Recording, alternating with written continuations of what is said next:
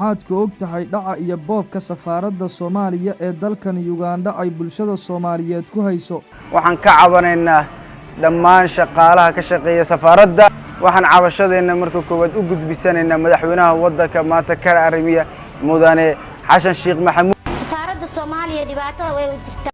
ma og tahay shaqsigii ka aragti duunaada safaaradda oo cabasho ka muujiya in loo diiwaan geliyo arrimo argagixiso?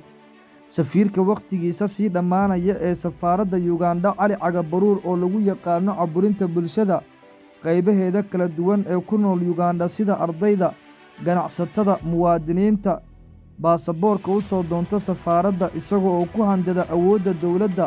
sidoo kale maxaad kala socotaa in World Bankiga lacag uu uga qaatay in isku xir ganacsi laga dhex sameeyo ganacsatada u dhashay dalkan Uganda iyo weliba kuwa Soomaalida ah ee ku ah waddankan qaxootiga isla mar ahaantaana ganacsiyada waaweyn ku leh, iyadoona lacagtaasi ay afka u dhigteen Cali Cagabaruur oo hadda safiir ka ah safaaradda dalkan Uganda iyo weliba mid ka mid ah wasiirada haatan waqtigooda dhammaaday, lacagtaa oo kor u dhaafaysa $1 milyan.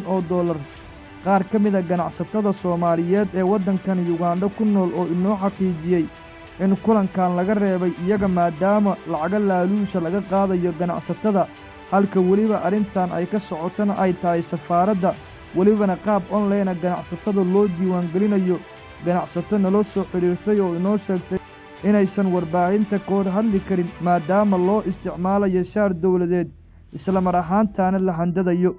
madaxweyne xasan sheekh oo ku soo wajahan magaalada Kampala ee caasimadda dalka Uganda iyada oo loogu sheekeeyey madaxweynaha in fursad ganacsi ay tahay arrinkan maadaama madaxweynaha ujeedkiisu yahay Soomaali heshiisa dunidana heshiis la ah, balse sumcad darro weyn ay ku tahay arrinkan.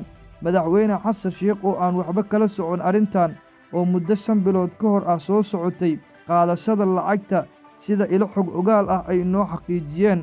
ardaydii ayaa kala qaybsantay, ku dhowaad 5 guddoon ayay yeesheen. haddaba ma safiirka ka dambeeya mise arrin kale ayaa jirta? wiilka adeerka uu yahay Cali Cagabaruur oo bilaabay inuu caburiyo dhammaan saxafiyiinta ka howlgala tiifiyada maxalliga ah ee ku sugan gudaha magaalada Kampala ee caasimadda dalka Uganda. haddaba maxay tahay sababta? ma waxaa la duugayaa arrimo qarsoon? warbixinteennan xogo muhiim ah oo ku saabsan dhacaya boobka safiirka waqtigiisa sii dhammaanaya ee Cagabaruur iyo dhibaatooyinka uu u geystay iyo lacagaha uu doonayo inuu horay u sii qaato ayaan idinla wadaagi doonaa. la soco goordhow warbixinteennan oo dhammaystiran.